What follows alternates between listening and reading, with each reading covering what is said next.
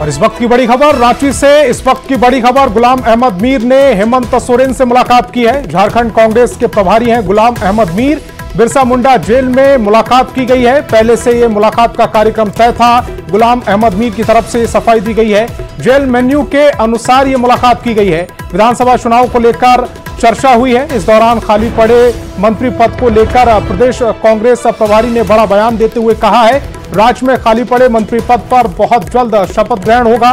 कांग्रेस कोटे के मंत्रियों को बदलने के सवाल पर उन्होंने कहा है कि मंत्री बदलने को लेकर जरूरत पड़ी तो करेंगे विचार।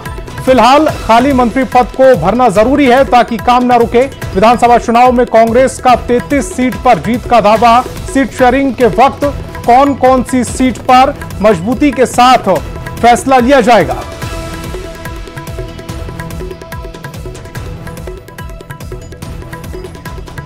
अविनाश हमारे संवाददाता ज्यादा जानकारी के साथ फोन लाइन पर जुड़ रहे हैं। अविनाश, जेल में यह मीटिंग हुई है। जब मीटिंग के बाद जेल से बाहर निकल कर आए मंत्री, तो उन्होंने अपनी सफाई में क्या कहा है?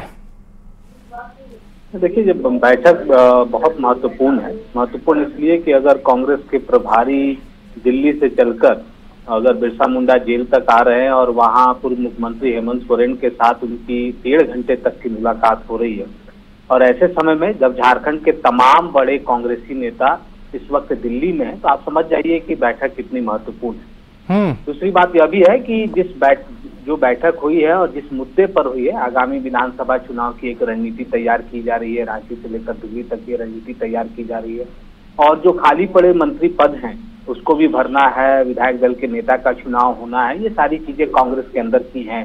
लेकिन इस बीच प्रभारी के रांची पहुंचने से एक चर्चा तेज हो गई है कि क्या एकमात्र जो खाली पद है, क्या उसी पर कांग्रेस का कोई मंत्री विधायक शपथ लेगा, या फिर और भी रिसफलिंग हो सकती है। इस सवाल के जवाब में भी प्रभारी ने सीधे तौर पर नहीं नकारा है।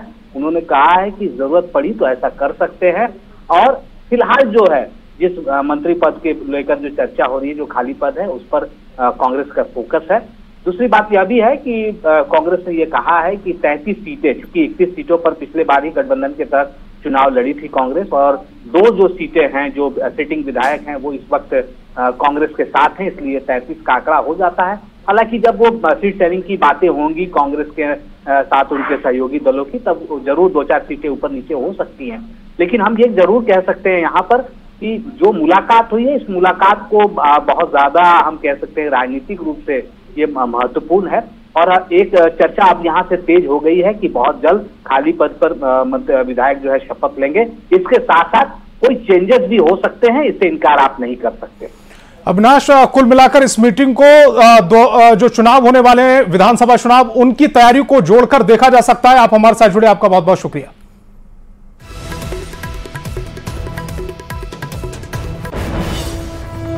और बोकारो से इस वक्त की बड़ी खबर, चास नगर निगम के कला पत्थर में सॉलिड वेस्ट मैनेजमेंट परिसर में ग्रामीणों ने बाउंड्री वॉल को गिरा दिया है। इतना ही नहीं, मौके पर पहुंची नगर निगम और पुलिस प्रशासन की टीम पर ग्रामीणों ने पथराव किया है। बता दें कि सीमा प्राइवेट लिमिटेड को खाद बनाने का मिला था, काम वहीं पर हो रहा था, लेकिन ग्रामीण इसका विरोध कर रहे थे और देखते ही देखते विरोध पत्थरबाजी में तब्दील हो गया।